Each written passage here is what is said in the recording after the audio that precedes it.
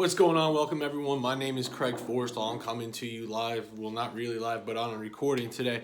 And what I'm doing is I'm going to talk to you a little bit about the Senior Bowl. Now, what I used to do in a previous life is I actually used to cover sports. I used to write a whole bunch of articles on Bleacher Report about this exact thing, the NFL draft. But I stopped, made excuses, life happened, different things like that, got engaged, and I was like, well, gotta make money, and I didn't think I had time to keep pursuing my passion. But here we are, fast forward, 7, 8 years later, now I'm a dad, work in education, but this is what I'm good at, this is what I'm good at. So part of the reason that I'm on here is I'm in a group chat with a couple other draft junkies just like myself, and they said that I got to start sharing my wisdom, sharing my knowledge. So me and two other guys, my cousin Andrew, one of our friends, actually one of my cousin's best friends, also a business colleague, Scott McKenna out in Denver. So Andrew Monday, Scott McKenna, here's to you two for giving me the courage to jump on with this. So over the past couple of drafts, the three of us have been pretty spot on with nailing some late round and undrafted free agent talent. So I'm not going to go back into the Wayback Machine because there's no way of really proving it unless I were to go to my cell phone provider and print out hundreds of pages of text documents, and I'm not really about to do that. So what I'm going to do is I'm going to start to go right now with a couple of people, a couple of names on the North and South for the Senior Bowl that I am looking forward to, and some names that you should probably be familiar with, because if you're like me and you're a football junkie, football never ends. So I don't use spring training as the bridge between baseball as the bridge between NBA, NHL, anything like that. So I'm going to be pretty much locked up in a room from now through the end of April, getting ready to dive deep into any and all draft prospects. So if you got anyone you want me to look at, go ahead, drop me their name down below, give me a little bit of info, school, position, things like that, and I'll do the rest of the info on my own, bring you a little bit of a spotlight on that player when the time comes. But today, the North, the South, Senior Bowl.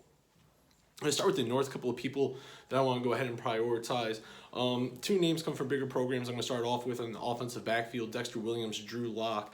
Dexter Williams is a running back, really nice size, pretty good pedigree if you look at him. It just looks like he was naturally born to run the rock, 5'11", 215, really raw, wasn't used a whole lot at Notre Dame. The explosion is there, though. You give that kid a crease and he's going 75 yards to the house. So pay attention to him. Might be a really good change of pace back. I don't know why I'm going here, but Damian Williams, kind of who I see when I see him running the ball. Pretty patient, pretty good vision, a little bit of versatility. He can run, he can catch it, and if you saw Damian Williams last night, he was able to find the end zone. So Dexter Williams, kind of someone that I like in that mold, is like a Damian Williams, might be able to eventually handle a full workload, but definitely coming in is going to be just a really nice complementary depth piece on your roster. Drew Lock, battle tested, and no one's really surprised about this name.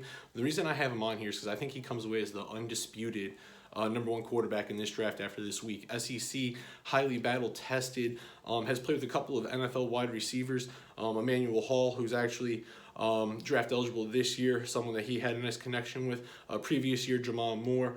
Don't forget that there is also a tight end, and I will butcher that last name, but Michael Aka, something along those lines. But definitely pay attention to him. He's a name, too, that might be coming up around draft talks here in the very near future.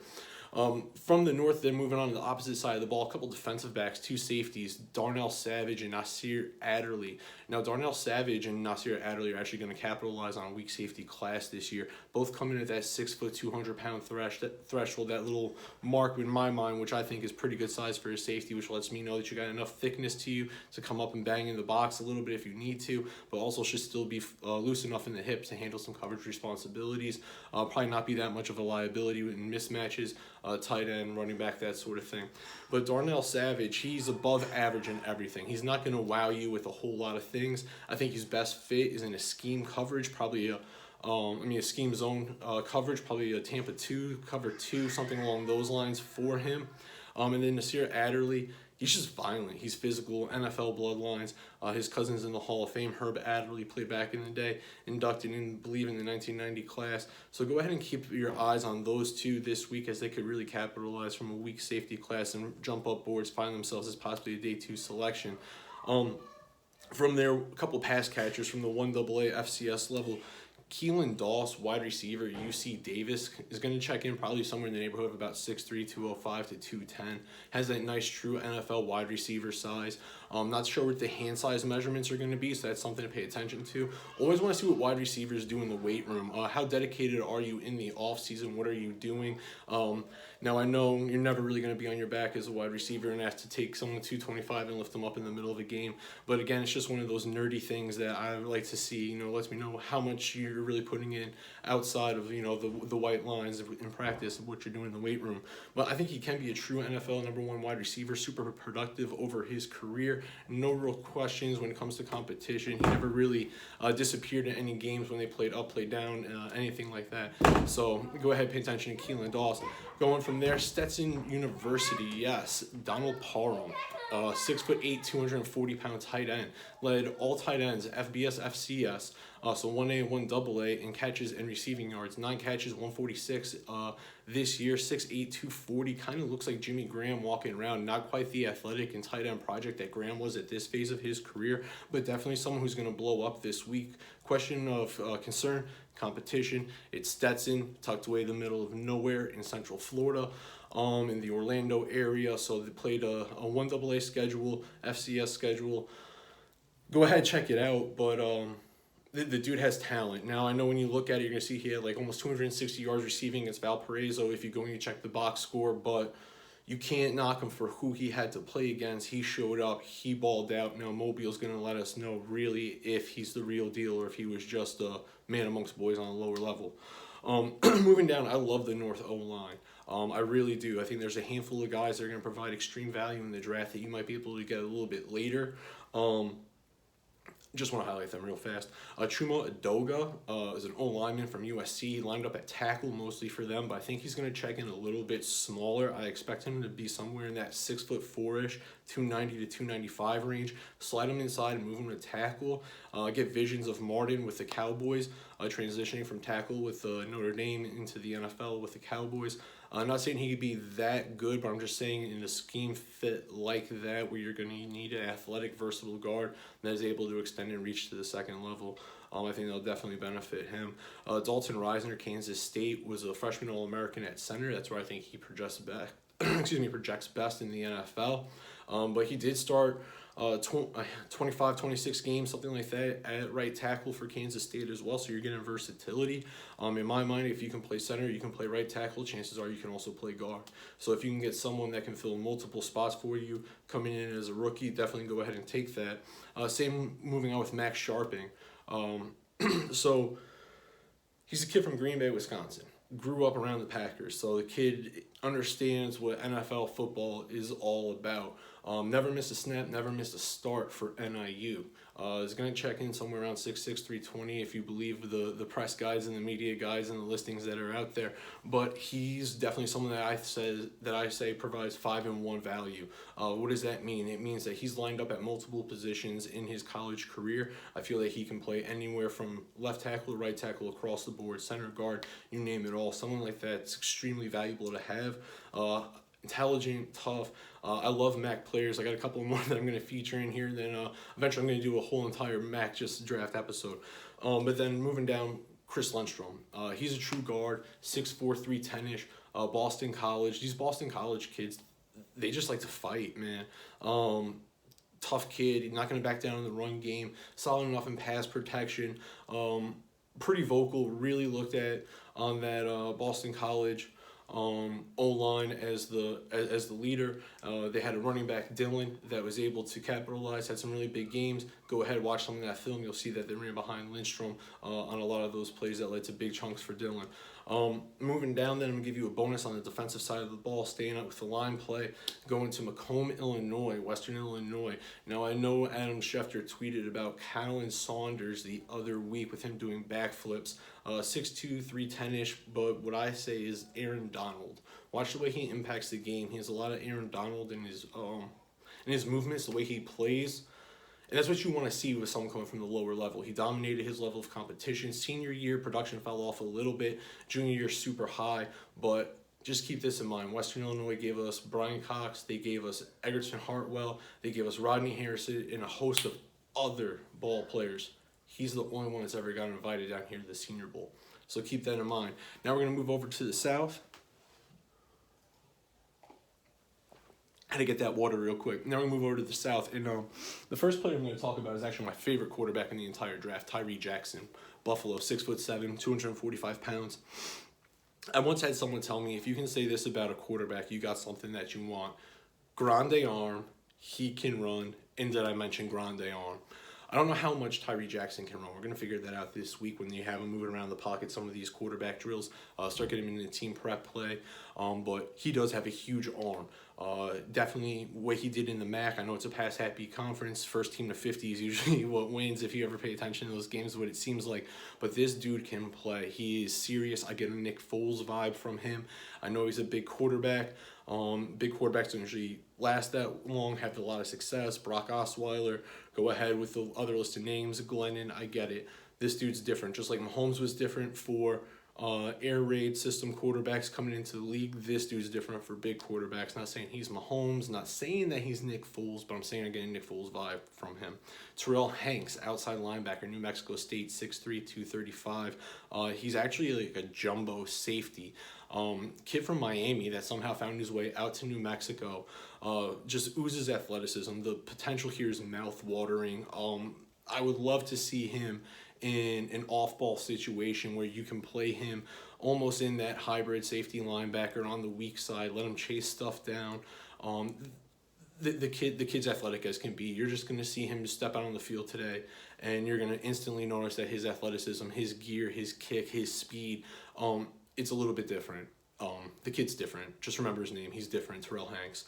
Bruce Anderson, North Dakota State, comes from a really solid factory almost, a 1AA factory. You can go back to Carson Wentz, but if you look, you go throughout that program's history, they've always had guys in the league from a smaller school perspective. So like Bruce Anderson, they run the ball. They got a lot of big guys up front.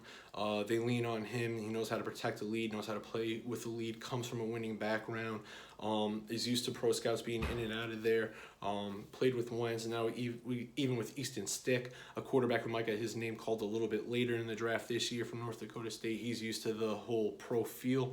I think that he's going to be a steal for someone. Not saying Alvin Kamara likes steals, anything like that. I'm just thinking that he's someone that you get later on that really, really benefits you, really helps you out late in the season, might be able to step in, give you a couple of real solid carries. He's definitely a guy that you want to be on your roster in case you need someone to come in and be a feature back. He can definitely handle the workload. He is a little bit smaller for a feature back workload type handling, if you will, at 210. But again, the pro system that he comes from, understanding the blocking scheme, is extremely patient runner. That 210-ish doesn't really concern me as much. Plus, you're not really expecting a whole lot out of him immediately. You can kind of bump him up in the weight room, see how much he can really handle without losing any of that wiggle or anything that he currently has at that 210-ish. Will Grier might be my second favorite quarterback. Now, that whole scandal at Florida, which led to him transfer with the suspension, all this other stuff, who cares? The kid's used to this spotlight, whether it's UF, go ahead, look up his brothers. They were kind of sensations and blew up with that whole little app called Vine back in the day. He's not even the most famous person in his family. He doesn't have the most social media followers, anything like that. Cool little side note, just want to throw it out there, but super mature, has a daughter, is married. Bounced around different big programs, Florida, West Virginia, has played with NFL talent multiple places, has connected with NFL level wide receivers. We'll talk about David Sills in a minute, another one of his guys. So everything there is just perfect for him. 6'2", 220-ish, variety of systems. I think he can play under center a little bit more than what's led to believe. It's a little skewed coming from West Virginia, but I do believe he can get under center if he has to. If I'm Cincinnati, why not draft him? Andy Dalton hasn't really been the answer. He can get you 97, 10, and 6 and out in the first round every year. Go to Will Grier. I think Will Grier in Cincinnati, you have the weapons right away for him to be successful. I think it's a match made in heaven. So if I'm Cincinnati, maybe I'm thinking in round 1, trading back, maybe getting at the end of 1, beginning at 2, and snatching this guy. I think Will Grier's perfect in Cincinnati. Montez Sweat, D-end, outside linebacker, hybrid, Mississippi State, super productive, crazy talent. Him and Jeffrey Simmons, one of the most talented D-lines in the country. However, it's also one of the most controversial. Jeffrey Simmons has some issues coming out of high school with a video that went viral. Him and physical altercation, him, his mother, and then another young woman. Montez Sweat, he did what I thought was virtually impossible and got kicked out of Michigan State. Bounced around at a JUCO, found his way to Mississippi State, kind of salvaged his career. So Mississippi State coaching staff, they've taken two guys that had some question marks and concerns with other programs, and they were able to find the best in them. So very interested to see what the coaching staff has to say to him, because the talent is undeniable. Going down with another person that might have a couple of questions, we moved to Marshall with a wide receiver at 6'3" in that 205 range, Tyree Brady. I think he is like first round good. Game changer, can run every route, really solid stride, able to track the ball, can give you a little bit after the catch. I just think he's a tremendous, solid, all-around wide receiver. Problem is, when he was at Miami, he was a three-star recruit kid, didn't really flow, didn't really pop the way that people thought he would. And that led to him going to Marshall. Marshall, he bounced back, killer stats, crazy success. So it's really that, which one are you? Are you Miami? Are you Marshall? But I think the kid has NFL tools. I think it's one of those scenarios, kind of like Stephon Diggs. Stephon Diggs had all the talent in the world coming out of high school, went to Maryland, a lot of different things, and he kind of slid in the draft. But that undeniable talent was there. Got to Minnesota. The rest is history. Not saying that he's Tyree Brady, but I'm saying that Tyree Brady and Stephon Diggs are the same person. Just saying, when natural talent's like that, natural talent usually rises to the top. So I wouldn't bet against this kid in the league. David Sills, brought him up not too long ago, wide receiver, West Virginia. Now, this is a kid who's actually been in the spotlight since like the 7th grade, got offered a scholarship. His father actually started a educational-based company, which was going to be kind of like a rival of an IMG, so to speak, providing kids with a high school education, really traveling around the country, playing other top programs, and using some sort of online educational platform to fulfill high school credits and recruitment eligibility guidelines. I'm not sure if that school's still in existence or not, but it was a way for that family to gain prominence. There are a couple of guys in the NFL that have gone through, and you can go ahead and look that up on your own. It was actually run pretty well, and they did do what they said they were going to do with some top-level guys. But that's not why I'm profiling him. He's been a quarterback. Originally went to West Virginia as a quarterback. Things didn't pan out. Went JUCO to try and get his quarterback skills refined, try to blow up a little bit with some statistical relevance. Played quarterback, went back to West Virginia. As you can see, he's still catching passes. So the kid's crazy athletic, 6'4", 210. I think that he might be a little bit out of his league in the NFL, though. I don't think he's going to continue to dominate the way that he did in the Big 12 with those 15, 16, 17 touchdown catch seasons like he had. I do think that he will play in the NFL. I just don't think he's going to dominate like that. But definitely someone that has a solid relationship with an NFL-level quarterback. That just speaks to his hands, his route running, his ability to get open, create separation. Now, I get it, it's on the college level, but if he has that type of rapport with an NFL quarterback, probably a reason why. Juan Thornhill going down to Virginia, he's a safety. Someone else that's just going to capitalize from a weak safety class. A little bit of a ball hawk, if you will, because he plays that hybrid safety, corner, nickel type position. So good ball skills. He can definitely move around, likes to jump underneath stuff.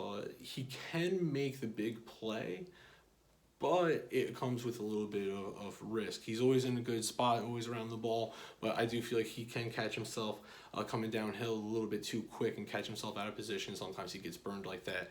So controlled aggression is a good thing with him, but again, in weak safety class, you can take some of those minuses and deal with it because someone's going to have to get picked and play safety in the NFL from this class. Wes Hills, Slippery Rock, running back, 6'2", 220-ish.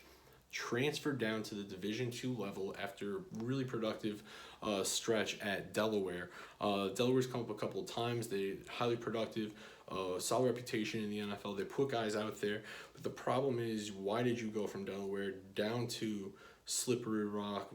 I'm not sure what the story is. I'm sure they're going to figure it out this week down in Mobile, but definitely pay attention to him. The production's there. If you can be a running back that's productive on multiple levels, finding success. Just want to see what you can do here. How patient of a runner are you truly? Sometimes when you're going down in division, you're watching the game film, the talent, the competition gets a little bit slower. So that way it might look like he's a little bit more patient than he naturally is. So it'll be interesting to see how he slices with a quicker defensive players around him. So definitely want to see what that slice step looks like and how quickly he can get a feel of those shoulders turn. Ross Perschbacher, 5-star kid, 5-star kid, different recruiting services from the state of Iowa, who played down in Alabama. I think he can play guard and center in the NFL, 6'4", 310. I like him just for the simple fact of he's always been involved and always been around in that O-line, always getting snaps. Doesn't have all the glam that Jonah Williams has. Some of the other Alabama linemen that have come through, and even in this draft that you might hear more about. But definitely this is a kid that I think can be a day one starter, someone that you're going to look at on your O-line and say, yeah, that was definitely a steal. Whoever the scout is that found this guy, thanks for bringing him to us later in the draft. Anthony Johnson, wide receiver, Buffalo.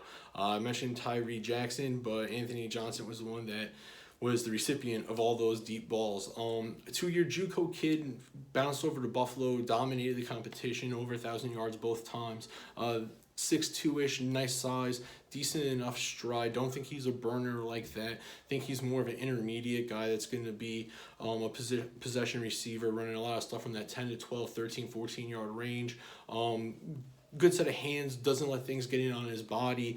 Definitely someone that I think can make money this week with his route running skills. And then to finish it all off, San Jose State, Josh Oliver, tight end. 6'5", 250 pounds. Athletically, he looks the part. I think he's more of a flex tight end, jumbo slot moving forward in the league. Blocking, I wouldn't say is a concern. San Jose State does run the ball decent amount, and I didn't see anything glaring on film right away. Of course, level of competition, profiling a lot of smaller school guys. But hey, that's just the nature of this time of year when it comes to the NFL draft. So, just to recap, gave you the North and the South, some Senior Bowl players that I like that I don't think enough people are talking about. But as the days go on, people will start talking about them. Again, my name's Craig Forrestall. Educator by day, but this is truly what I love and this is my passion. So I used to write for Bleacher Report about 6-7 years ago. Different things happened in my life, got engaged, started a family, that whole thing. And so now I'm back here because I've been in a text group with a couple of my friends and my cousin for however many years, and I've been told, hey, you gotta share this, you gotta share this, gotta share this, gotta share this. So here I am, brought you the first one, so look forward to covering the draft with everyone from now through the rest of April, and then once that draft finishes, how the draft impacts your fantasy outlook, who you need to be looking for with your fantasy season, and if you are playing in a cash league, definitely those deep hidden sleepers that'll help you win, kind of like Tyler Lockett from this previous season.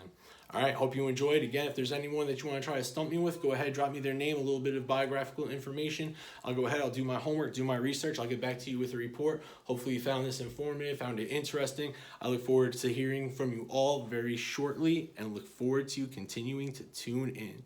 Deuces.